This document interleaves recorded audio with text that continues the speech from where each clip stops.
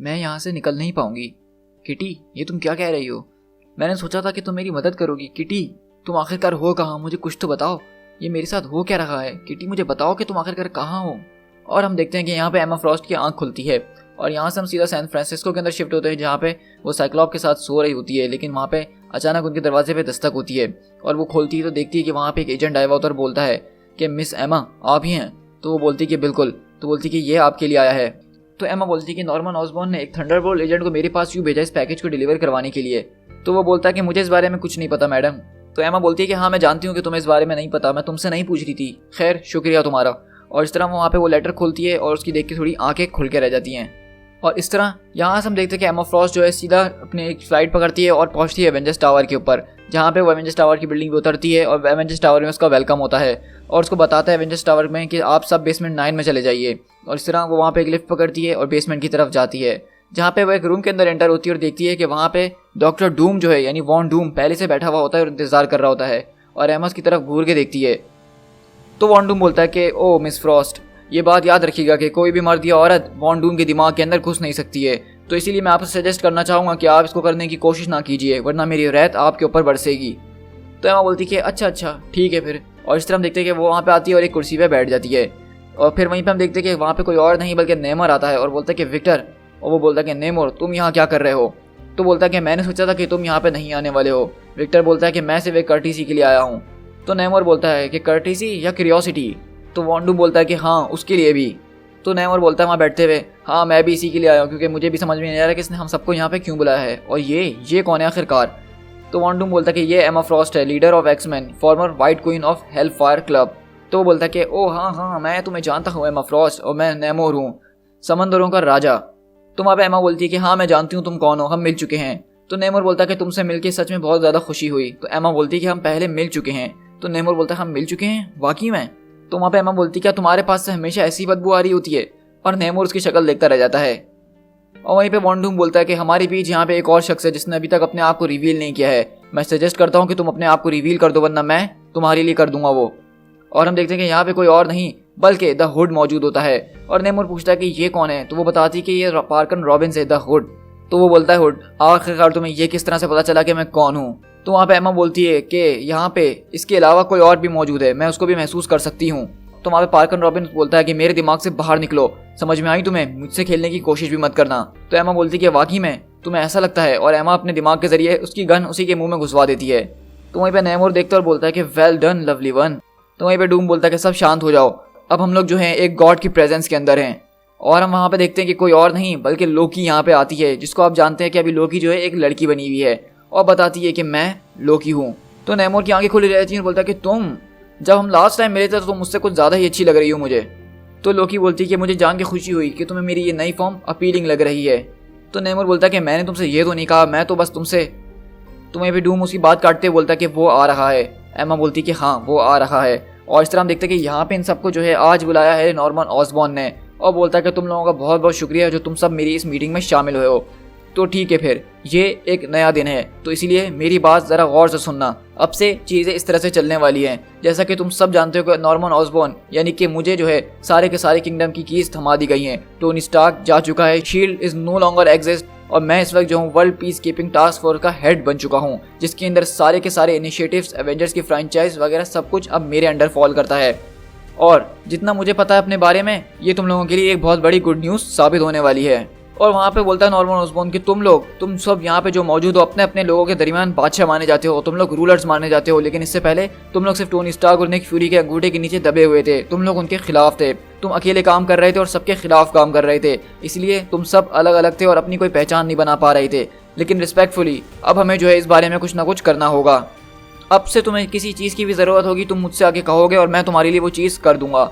और इसके बदले में मैं जानता हूँ कि डॉक्टर डूम का सवाल यही होने वाला है, इसके बदले में मैं तुम लोगों से सिर्फ एक लॉयल्टी चाहता हूँ। मैं चाहता हूँ कि तुम लोग मेरे ब्रदर्स इन आर्म बन के रहो। तुम में से बहुत सारे लोग जो यहाँ पे बैठे हुए हैं उनको ये बात मेरी बहुत ज़्यादा चुभ रही होगी और अजीब लग रही होगी, लेकिन हमें जो है एक साथ मिल के ही काम करना होगा यहाँ से अगर हमें आगे बढ़ना है। तो हम लोग जो है कॉन्स्टेंटली बैटल करते रहते हैं, कभी आयरन मैन, कभी फैंटास्टिक फोर्स से, हम लोग कॉन्स्टेंटली बैटल करते रहते हैं यहाँ की गवर्नमेंट से, यहाँ की फोर्सेस से, कभी निक फ्यूरी से, कभी प्रेसिडेंट से, कभी शील्ड से। हम लोग जो हैं एक दूसरे से आपस में भी लड़ते रहते हैं, जबकि हमें पता है कि हमारा बर्थ राइट क्या है, और हम कॉन्स्टेंटली स्ट्रगल करते रहते हैं अपने आप से। और हम सब अपने अंदर ये बात जानते हैं कि हम चाहे कुछ भी कर लें, हम चाहे कितनी भी पावर इस्तेमाल कर लें, लेकिन हम लोग इन लोगों से जीत नहीं सकते हैं।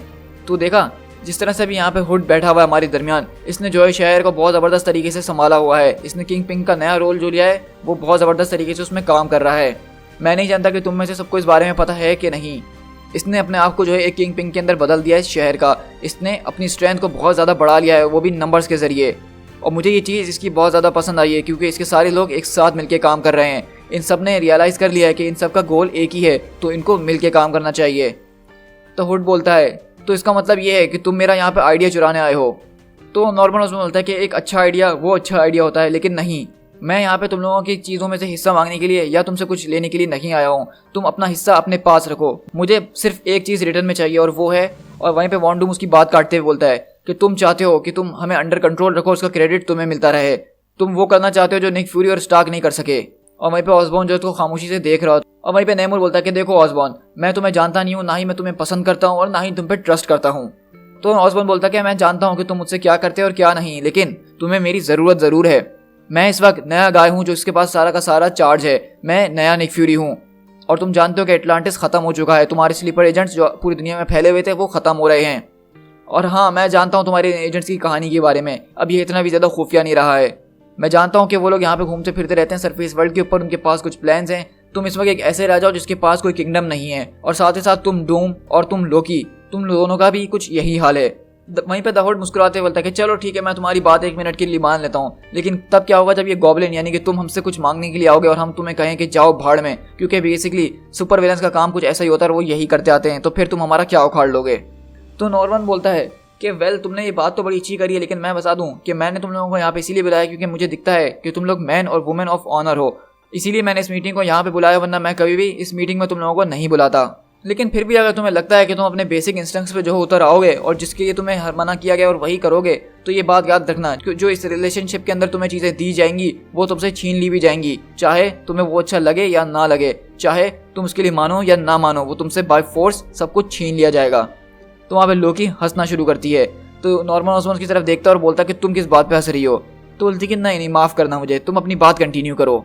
तो डूम वहाँ पे खड़ा होता है और बोलता है कि मैं दोबारा उसी पॉइंट पे वापसी जाना चाहूँगा जो कि मेरे कोलीग नेमोर ने भी अभी कहा है कि हम तुम्हें पसंद नहीं करते, ना ही ट्रस्ट करते हैं। ये तुम्हें नई नई ताकत क्या मिल गई, तुम तो एरोगेंट हो गए और तुमने हमें यहाँ पे बुला लिया।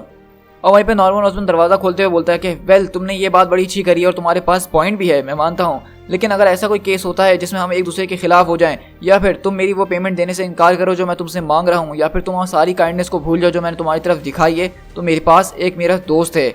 अगर तुमने थोड़ी सी भी आईब्रोज उठाने की कोशिश करी मेरी तरफ और शक करने की कोशिश करी मेरे इरादों के ऊपर, तो तुम और मेरा दोस्त यहाँ पे बैठ के कुछ बातें करेंगे आपस में। तो वहीं पे नॉर्मन ऑसबॉर्न बोलता है कि एमा, तुम एक साइचिक हो, तो मैं समझ सकता हूँ कि तुम इस वक्त मेरे दिमाग में घुसने की कोशिश कर रही हो, तो मेरा दिमाग पढ़ो एमा और बताओ इन लोगों को क्या मैं झूठ बोल रहा हूँ। तो वहीं पे एकदम सब खामोश हो जाते हैं और एमा बोलती कि नहीं, ये बिल्कुल सच कह रहा है। ऑसबॉर्न बोलता है कि बिल्कुल, ये कुछ ऐसी चीज़ है जिसको गॉडेस ऑफ मिस्चिफ को भी इस पर सोचना चाहिए। ये कोई मैं यहाँ पे खड़ा होकर मजाक नहीं कर रहा हूँ तुमसे। देखो यहाँ पे बात जो है किसी के बड़े या छोटे होने की नहीं है कि कौन ज़्यादा ताकतवर है और कौन ताकतवर है। यहाँ पे बात है एक ज़बान की, और हम सब उस लैंग्वेज को रिस्पेक्ट करते हैं और उसी से बात करते हैं। मैं तुम लोगों से कह रहा हूँ कि टोनी स्टार्क ने जो अब तक करता हुआ आया उसके तरीके बहुत ज़्यादा गलत थे। निक फ्यूरी जो करता हुआ आया तुम लोगों के साथ, ये सबके साथ, वो बहुत ज़्यादा गलत था। उन लोगों को जो है तुम लोगों के कॉज को एम्ब्रेस करना चाहिए था, तुम लोगों का साथ देना चाहिए था। इसके ज़रिए तुम लोग आपस में काम करते और साथ में मिलकर खुश रहते, और यही मेरी एक ऑफर है तुम सब के लिए। मैं चाहता हूँ कि तुम सब मिल बांट के एक साथ काम करो और इसके जरिए हर किसी को वो चीज़ मिल जाएगी जो वो चाहता है। तो एमा बोलती है कि तुमने मुझे यहाँ पे क्यों बुलाया है, मैं तुम लोगों की तरह नहीं हूँ, मैं कोई सुपर विलन टाइप नहीं हूँ। तो नॉर्मन ऑसबॉर्न बोलता है कि तुम नहीं हो, बाकी में ये कब से हो गया डियर, तुम एमा फ्रॉस्ट हो, white queen of Hellfire club, leader of X-Men. तुम उन लोगों की स्पोक पर्सन हो जो कि सबसे ज़्यादा पावरफुल लोग हैं इस दुनिया के ऊपर, और वो मर रहे हैं। अब ये वक्त आ गया है कि तुम्हें कुछ बोल्ड मूव्स लेने होंगे अपने लोगों के लिए, वरना वो सब खत्म हो जाएंगे। म्यूटेंट पॉपुलेशन पहले डेसिमेटेड हो चुकी है, लेकिन अभी कुछ म्यूटेंट्स बचे कुछ हैं जिनको तुम लोग संभाल रहे हो, और तुम लोग चाहो तो उनके फ्यूचर के बारे में कुछ सोच सकते हो मेरे साथ मिलके, ताकि मैं तुमसे कुछ काम ले सकूं और तुम उसके बदले में अपने एक्समैन को सुरक्षित रख सको और उनके फ्यूचर के ऊपर ध्यान दे सको, ना कि ऐसा हो कि तुम्हारे एक्समैन अभी भी कुत्ते की मौत मर रहे हों। अभी जो है तुम्हें अपनी ओन ट्रू सेल्फ के अंदर टैप इन करना होगा, तुम्हें कुछ टफ डिसीजंस लेने ही होंगे। और रही बात मेरी, तो मेरे लिए तुम बहुत ज़्यादा काम की साबित हो सकती हो, क्योंकि टीम में एक साइचेक का होना ये बहुत ज़रूरी है। तुम सबके ऊपर नज़र रख सकते हो, आपके ऑनेस्ट ओपिनियन मेरे सामने शेयर कर सकती हो, लेकिन एक्सेप्ट डॉक्टर डूम के, क्योंकि उसका मैजिक स्टफ जो है उसका दिमाग हमेशा ब्लॉक करके रखता है। लेकिन कोई बात नहीं, उसकी हमें ज़रूरत नहीं है, क्योंकि मैं जानता हूँ कि विक्टर को क्या चाहिए।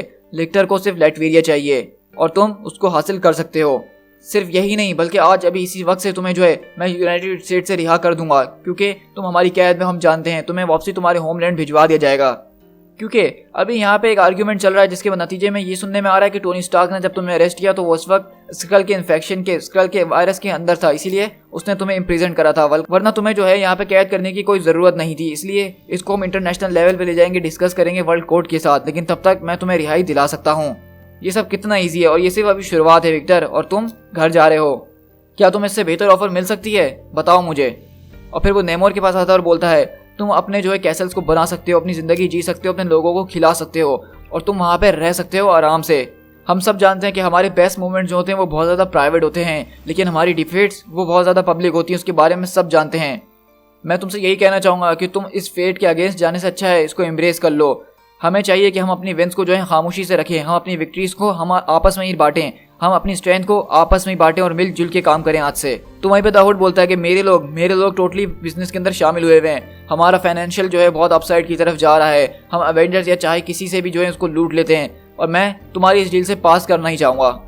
तो नॉर्मन बोलता है कि वेल तुम्हारे लिए मेरी ऑफर कुछ अलग है। एक्चुअली तुम्हारे जितने सारे मेंबर्स हैं वो मेरे जो है इनिशिएटिव के साथ रजिस्टर करेंगे। तुम लोग लेजिट जा रहे हो, तुम में से हर एक वो मेरे साथ रजिस्टर करेगा और तुम लोग अब गवर्नमेंट के अंडर काम करोगे। और वहीं पे वो एमा फ्रॉस्ट की तरफ आता है, बोलता है कि हर कोई म्यूटेंट जो कि तुम्हारे अंडर काम करता है वो मेरे अंडर काम करेगा। तुम उनको मेरे लिए साइन करवाओगी, तुम इस बात को पब्लिक लेके जाओगी, तुम उनको पब्लिकली रिफॉर्म करोगी। मैं तुम लोगों को थंडरबोल्ट्स बना दूंगा। मैं इसके जरिए तुम लोगों को एक नए एवेंजर्स की टीम बनवा दूंगा, जिसके जरिए तुम लोग जो हो कंफर्टेबल फील कर सको और तुम लोग का नाम रोशन होना शुरू हो जाए। उसके बाद तुम लोगों को जो करना है वो करते रहना, मैं कभी तुमसे पलट के पूछूंगा मैं नहीं। जो तुम्हारा है तुम उसको अपने पास ही रखना। और वहीं पे वो लोकी की तरफ आता है और बोलता है लेकिन इस सब के बाद तुम लोग किसी गवर्नमेंट फैसिलिटी के ऊपर अटैक नहीं करोगे, कोई मिसचीफ नहीं करोगे for the sake of mischief. और जब मैं तुम लोगों को कॉल करूंगा और कहूंगा कि इस चीज़ को मार गिराना है तो तुम लोग मेरे लिए उसको मार गिराओगे। और मैं इस बात का तुम लोगों से वादा करता हूँ कि मैं कभी भी तुम लोगों को उस चीज़ को मार गिराने के लिए नहीं कहूँगा जिससे तुम लोगों को प्रॉब्लम होगी। और वहीं पे दाऊद बोलता है कि इसके बदले में हमें आखिरकार मिलने क्या वाला है। तो नॉर्मन ऑसबॉर्न बोलता है कि इसके बदले में तुम लोगों को इम्यूनिटी मिलेगी, मतलब तुम जो चाहो कर सकते हो, लेकिन तुम लोगों को कोई सज़ा नहीं सुनाई जाएगी। तुम लोग अपने दम पे जी सकते हो, तुम लोग राजाओं की तरह घूम सकते हो शहर के अंदर, जो तुम्हारा दिल चाहे वो कर सकते हो, कोई तुम पे हाथ नहीं डालेगा। इसकी मिसाल मैं तुम्हें अपने थंडरबोल्ट से देना चाहूँगा कि वो कितना ज़्यादा अजाब थे मेरी ज़िंदगी के ऊपर, लेकिन देखो ज़रा उनकी तरफ, अब वो लोग कहाँ हैं। वो कभी सुपर विलन्स हुआ करते थे, लेकिन अब उनका नाम है, वो दुनिया में हीरो बन के घूम रहे हैं और अब 2 साल से ज़्यादा हो चुके हैं और वो मेरे चार्ज के अंदर हैं। और तुम देख रहे हो कि मैंने उनको क्या से क्या बना दिया है। मैं तुम लोगों से यही कह रहा हूँ कि अपने आप को संभालो और मेरे साथ जुड़ जाओ, क्योंकि वर्ल्ड जो है वो सेकंड चांसेस को बहुत ज़्यादा पसंद करता है। मैं तुम लोगों को एक ऐसी जॉब दे रहा हूँ जिसके अंदर तुम लोग को जेल फ्री कार्ड मिलने वाला है। जब तक तुम्हारे पपीज़ जो हैं टेलीविजन पे किसी को नहीं मारते हैं, तुम समझ रहे हो मेरी बात, तो तब तक तुम लोगों को कोई नहीं छू सकता है। तो दाऊद बोलता है कि ये बताओ कि एवेंजर्स का क्या होगा। तो ऑसबॉर्न बोलता है कि उस बारे में तुम्हें 1 हफ्ते के अंदर पता चल जाएगा। तो विक्टर बोलता है कि टोनी स्टार्क का क्या होगा। नॉर्मन ऑसबॉर्न बोलता है कि उसका ये साल बिल्कुल भी अच्छा नहीं गुजरने वाला, इस बात की गारंटी मैं तुम्हें देता हूँ। उसने जो है टावर और एवेंजर्स की सारी चीज़ों को जो है शील्ड के नाम साइन कर दिया था पहले ही, और अब शील्ड जा चुकी है। इसका मतलब वो ये सब कुछ खो चुका है, उसके पास अब कुछ भी नहीं है। उसने अपने सर के ऊपर खुद एक टारगेट सेट कर लिया है, उसने अपने सारे के सारे दरवाजे खोल दिए कि हम उसको जाके हर्ट करें। तो नेमोर बोलता है कि लोकी तुम्हारा क्या ख्याल है इस बारे में। तो लोकी बोलती है कि मुझे सिर्फ एसगार्ड चाहिए, और मुझे एसगार्ड वहाँ पे चाहिए जहाँ वो बिलोंग करता है, मतलब आसमानों के अंदर, हेवेंस के अंदर। ऑसबॉर्न बोलता है कि चलो इसका मतलब तो यही है कि हम सबको सेम चीज़ें चाहिए, तो ये अच्छी बात है। तो मैं यहाँ से चलता हूँ क्योंकि मुझे अभी लंच पे जाना है, और तुम लोग जिस तरह से आए थे वैसे ही चले जाना। मैं तुम लोगों से टच में रहूँगा। विक्टर तुम्हें जो है अभी यहाँ से ट्रांसपोर्ट शिप के जरिए वापसी तुम्हारी कंट्री ले जाया जाएगा, और ये तुम सब जो है एक गुडविल गेस्चर की तरह इसको देखो कि मैंने जो आज विक्टर के साथ करा है वो तुम सबके साथ भी मैं कर सकता हूँ। तुम लोग जो चाहो वो कर सकते हो, तुम लोग आज़ादी से घूम सकते हो, तुम लोग को कोई ना रोकेगा, ना ही कोई टोकेगा। मैं तुम सबको बहुत जल्द बुलाऊंगा, और हाँ अब से मेरे बारे में मेरे पीछे बातें मत करना। और इस तरह हम देखते हैं कि नॉर्मन ऑसबॉर्न वहाँ से चले जाता है और वो सब यहाँ पे बैठे रह जाते हैं। तो वहाँ पे दाऊद होता है, वो भी यहाँ से आहिस्ता आहिस्ता वैनिश हो जाता है। उसके बाद लोकी वो भी यहाँ से चले जाती है, और वहीं हम देखते हैं कि नेमोर और विक्टर वॉन्डूम बैठे होते हैं। तो नेमोर बोलता है क्या हम अकेले हैं। तो बोलता है कि हाँ हम अकेले हैं। तो नेमोर बोलता है कि क्या कहते हो तुम, हमें क्या करना चाहिए। और वहीं पे विक्टर बोलता है कि जैसा पहले हुआ करता था वैसे चलने दो, ये हमें सेटअप कर रहा है, इसको सेटअप करने दो। मैं जानता हूँ कि ये बहुत जल्दी इम्प्लोड हो जाएगा, इससे सब कुछ नहीं संभलने वाला, और जब ये सब ओवर होगा तो तुम समंदर पे राज करोगे और मैं लैंड पे। समझ गए तुम, ये हमारी डील है। नेमोर बोलता है कि अगर वो इम्प्लोड नहीं हुआ, मतलब उसने वाकई में सब कुछ संभाल के रखा, तो क्या होगा? तो वॉन्डूम बोलता है कि ये उसकी नेचर है, वो ज़रूर हार मान जाएगा। नेमोर बोलता है लेकिन फिर भी अगर उसने ये सब संभाल लिया इस बार और वो इम्प्लोड ना हुआ, उससे ये सब कुछ संभल गया, तो हम क्या करेंगे? हम क्या उसके गुलाम बन के रहेंगे? तो वहाँ पे वॉन्डूम बोलता है अगर ये सब वैसा चलता रहा जैसा वो सोच रहा है, तो फिर हम इस बैटल्स को अपने हाथों में लेंगे और ये डायमेंशन एक ऐसी बैटल देखेगी जिससे पहले लोगों ने ऐसा कुछ कभी देखा नहीं होगा। हम यहाँ से थंडरबोल्ट माउंटेन्स के अंदर शिफ्ट होते हैं। मुझे ये सारी चीज़ें फ़ौरन पैक करनी है और उसको मूव करवाना है अवेंजर्स टावर न्यूयॉर्क सिटी के अंदर। तो उसके गार्ड्स बोलते हैं कि बिल्कुल सर, जैसा आप कहें। तो ऑसबॉर्न बोलता है कि बिल्कुल, बहुत बढ़िया। और वहीं पे एक आदमी आता है थंडरबोल्ट और बोलता है कि तुम इस सच में एक बहुत बुरे इंसान हो नॉर्मन ऑसबॉर्न, तुम जानते हो ये बात? तुम जो थंडरबोल्ट प्रोग्राम को बंद कर रहे हो, तुमने हमसे प्रोमिसेस किए थे कि तुम ये सब हमारे लिए करोगे, लेकिन ये सब एक धोखा था। तो बोलता है कि काम डाउन स्वॉर्ड्समैन, इतना गुस्सा होने की क्या जरूरत है? तो बोलता है कि काम डाउन, तुम जानते हो कि तुम यहाँ पे क्या कर रहे हो? तुमने हमसे सब जो वादे करे थे, जो सब तुमने हमसे डील साइन करवाई है थंडरबोल्ट की टीम में काम करने के लिए, अब उन सब का क्या होगा? अब मेरा क्या होगा? अब मैं इन सब में क्या हूँ? मेरा क्या मकसद है यहाँ पे रुकने का? तुम जो एक बहुत बुरे इंसान हो, समझ में आई, और तुम्हारे साथ कभी भी अच्छा नहीं होगा। तो ऑसबॉर्न बोलता है कि देखो ये बहुत कॉम्प्लिकेटेड है, अब चीज़ें बहुत ज़्यादा अलग हो चुकी हैं, ये बहुत ज़्यादा डिफरेंट हो चुकी हैं। जब हमने ये सब शुरू करा था तब मेरे पास इतनी पावर्स नहीं थी। वो बोलता है कि मुझे पता था कि तुम मेरे साथ कुछ ऐसा ही करोगे। मैंने तुम्हारे कहने पे तुम्हारे गंदे गंदे काम करे हैं और तुमने मुझसे प्रॉमिस करा था कि तुम मुझे आज़ाद करवाओगे और अब मैं उस आज़ादी को लेके रहूँगा। लेकिन मैं जानता हूँ, और ये बात याद रखना, कि तुम कोई निक फ्यूरी नहीं हो, तुम सिर्फ एक पागल इंसान हो जिसको एक अच्छी जॉब में और फैंसी सूट मिल गया है। और यहाँ पे हर कोई इस बात को जानता है कि तुम कौन हो। तुम जो वापसी प्रिजन के अंदर जाओगे गॉब्लिन, समझ में आई तुम्हें? और वहीं पे ऑसबॉर्न बोलता है कि ज़रा खामोश हो जाओ, ज़रा अपने पर कंट्रोल हासिल करो। तो बोलता है कि नहीं, मैं अपने आप को अब नहीं संभालने वाला हूँ, मैं इस बारे में पब्लिकली जाऊँगा और सबको बताऊँगा कि तुम क्या करते आए हो और अब यहाँ पे क्या करने का तुम्हारा प्लान है। मैं तुम्हारी हर एक चीज़ को जानता हूँ, मैं सब जानता हूँ कि तुमने अपनी ज़िंदगी में आज तक क्या क्या किया है। तुम क्या समझते हो कि तुम यहाँ पे सिर्फ थोड़ा सा नाच के दिखाओगे और लोग तुम्हारे साइड हो जाओगे? तो ऑसबॉर्न बोलता है कि तुम मुझे मेरी बात भी कंप्लीट करने नहीं दे रहे हो। तो वहीं पे नॉर्मन ऑसबॉर्न उसको पकड़ता है और उसकी तलवार निकाल के उसी की वहाँ पे जान ले लेता है। और इस तरह वो वहाँ से उसको पकड़ता है और थंडरबोल्ट माउंटेन के अंदर से नीचे समंदर के अंदर फेंक देता है। और वो चिल्लाता है कि मैं हूँ इंचार्ज, सिर्फ मैं हूँ यहाँ पे इंचार्ज। और यहाँ पे हम देखते हैं कि वो पागल वाली हरकतें कर रहा होता है और अचानक अपने आप को संभालता और बोलता है कि नहीं, मुझे संभलना होगा। Oh no. To be continued in new Avengers and dark Avengers. Hey guys, this is Pete Tiger and welcome back to my channel. और आप आज को जैसा पता होगा कि मैंने इस वीडियो के अंदर कोई इंट्रो नहीं दिया था और डायरेक्ट इस वीडियो को शुरू कर दिया था, क्योंकि आज से हमारा जो है एक बहुत बड़ा स्टोरी आर्क शुरू होने जा रहा है और इसकी आज पहली कड़ी थी। मतलब ये एक वन शॉट था जो कि दरअसल सीक्रेट इन्विजन का आफ्टर मैथ का काम करता है और डार्क एलियन की शुरुआत करता है। और ये आपने देखा कि इस वन शॉट के अंदर हमें क्या चीज़ दिखाई गई है। हमें सिर्फ यही बताया गया इस वन शॉट के अंदर कि अब आगे से दुनिया कैसी चलने वाली है। नॉर्मन ऑसबॉर्न का हर चीज़ के ऊपर कब्जा हो चुका है। टोनी स्टार्क की जगह, निक फ्यूरी की जगह, शील्ड की जगह, एवेंजर्स की जगह, इनिशिएटिव की जगह, थंडरबोल्ट की जगह, अब सब पे जो है नॉर्मन ऑसबॉर्न का जो है हुक्म चलने वाला है। और इसीलिए हमने देखा कि उसने यहाँ पे किस तरह के खतरनाक विलन्स को अब बड़े बड़े लोगों को अपनी एक मीटिंग में बुलाया, जहाँ पे देखा जाए द हुड। तो द हुड के बारे में आप सब जानते हैं कि वो कितनी ज़बरदस्त तरीके से क्रिमिनल ऑर्गेनाइजेशन चला रहा है। और वैसे अगर आप मुझसे पूछे तो मैं उसकी ये लीडरशिप देख के बहुत ज़्यादा खुश हुआ हूँ। मतलब वो ऐसी यहाँ पे लीडरशिप इन विलन्स के साथ दिखा रहा है, कोई सुपर हीरो टीम भी आपस में नहीं दिखाती है। और इसी वजह से नॉर्मन ऑसबॉर्न ने इसको यहाँ पे आज बुलाया था। उसके बाद अगर हम डॉक्टर डूम की बात करें तो आपको याद होगा कि माइटी एवेंजर्स की सीरीज में सीक्रेट इन्वेजन से पहले जब टोनी स्टार्क लैटिविया के ऊपर हमला करता है सेंट्री वगैरह को ले जाके, और वो डॉक्टर डूम को वहाँ से पकड़ के कैद कर देता है। और इसीलिए यहाँ पे जो है वो डूम को साथ इसलिए दे रहा है ताकि वो उसको आज़ाद करवा सके और उससे अपने काम ले सके। रही बात लोकी की, तो लोकी का आपने देखा कि अभी भी वही एम है, वही गोल है कि उसको एसगार्ड चाहिए, और इसलिए वो यहाँ पे है। और एमा फ्रॉस्ट यहाँ पे इसलिए है क्योंकि वो पहले एक विलन रह चुकी है, लेकिन अभी वो एक्समैन की लीडर है और उनको लीड कर रही है। और एक्समैन कोई छोटी मोटी चीज़ नहीं है, वो मोस्ट पावरफुल बीइंग्स हैं इस प्लेनेट के ऊपर। इसलिए नॉर्मन ऑसबॉर्न ने एमा फ्रॉस्ट को यहाँ पे बुलाया है। रही बात नेमोर की, तो नेमोर जो है इस वक्त अपने किंगडम को हार चुका है। मतलब एटलांटिस जो है उसके बीच अभी कुछ टाइम पहले जंग हुई थी जहाँ पे उसको काफ़ी ज़्यादा नुकसान हुआ था, और इसलिए वो यहाँ पे जो है इससे हाथ मिला रहा था कि दोनों मिलकर एक दूसरे का फ़ायदा कर सकें। तो मतलब यहाँ पे साफ है कि नॉर्मन ऑसबॉर्न ने इन सबको अपनी टीम के अंदर शामिल कर लिया है। जैसे पहले टोनी स्टार्क ने इल्यूमिनाटी की टीम बनाई थी, उसी तरह समझ लीजिए कि नॉर्मन ऑसबॉर्न ने अपनी इल्यूमिनाटी बनाई है जिसका नाम कबाल होने वाला है। लेकिन अभी हमें ये नाम बताया नहीं गया, लेकिन फ्यूचर में जाके हमें ज़रूर बताया जाएगा सीरीज़ के अंदर। तो अब से बेसिकली ये सब लोग जो है नॉर्मन ऑसबॉर्न के लिए काम करेंगे। जब नॉर्मन ऑसबॉर्न का दिल चाहेगा, इनसे जो चाहेगा वो करवाएगा। उसके बदले में इनको जो है कभी जेल नहीं जाना पड़ेगा, किसी कॉन्सिक्वेंसेस का सामना नहीं करना पड़ेगा, क्योंकि इस वक्त नॉर्मन ऑसबॉर्न के पास लिटरली हर एक चीज़ का कंट्रोल है। वो जो चाहे वो कर सकता है। यहाँ तक कि इस वक्त प्रेसिडेंट के पास भी इतनी पावर नहीं होगी जितनी नॉर्मन ऑसबॉर्न के पास है। और यही वजह है कि डार्क रेन का हमारा पीरियड ये कहलाता है, क्योंकि डार्क रेन का मतलब ये है कि एक खतरनाक और गंदी हुकूमत जो कि बहुत ज़्यादा डार्क है और सबको नॉर्मन ऑसबॉर्न चला रहा है। तो इसीलिए इस डार्क रेन के पूरे स्टोरी आर्क के अंदर इस पूरे के पूरे मेगा इवेंट के अंदर हम देखेंगे कि किस तरह से मुख्तलिफ सीरीज जो है हमारी इसमें हैपन होंगी और उसमें किस तरह से नॉर्मन ऑसबर्न का असर होगा। तो इसमें हम इनक्रेडिबल हरकुलिस को देखेंगे, हम हल्क की सीरीज को देखेंगे, हम थॉर को देखेंगे, हम आयरन मैन की सीरीज देखेंगे, हम कैप्टन अमेरिका का रिटर्न देखेंगे इसके अंदर, और फैंटास्टिक फोर की सीरीज देखेंगे, पनिशर की सीरीज देखेंगे। मतलब बहुत सारे लिटरली हमारे पास कॉमिक्स होने वाले हैं। तो मैं इसीलिए आप लोगों से सिर्फ यही रिक्वेस्ट करना चाहता हूँ कि जो लोग मेरे चैनल पे फर्स्ट टाइम आए हैं वो मेरे चैनल को ज़रूर सब्सक्राइब करें, क्योंकि हम अपने चैनल के ऊपर जो है क्रोनोलॉजिकली मार्वल कॉमिक्स के इवेंट शेयर कर रहे हैं, जिसमें हमने सीक्रेट इन्वेजन के बाद वॉर ऑफ किंग्स का इवेंट शेयर करा और अब हम डार्क रेन को शुरू करने जा रहे हैं। सो गाइस, आई होप कि आपको ये मेरी वीडियो काफ़ी ज़्यादा पसंद आई होगी। तो उसको लाइक ज़रूर कीजिएगा, कमेंट करके बताइएगा कि आप लोग जो है डार्क रेन के लिए कितना ज़्यादा एक्साइटेड हैं, और साथ ही साथ जाने से पहले मेरे चैनल को सब्सक्राइब जरूर कीजिएगा, क्योंकि आपके सब्सक्राइब करने से ही मुझे जो इस तरह की वीडियोस बनाने का मोटिवेशन मिलता है। और हाँ, जाने से पहले मेरा इंट्रो जरूर चेक कर लेना, जो कि डार्क रेन का अब से हमारा इंट्रो होने वाला है। So guys, this is speed tiger. मिलते हैं अपनी नेक्स्ट वीडियो के अंदर। Till then, thank you so much.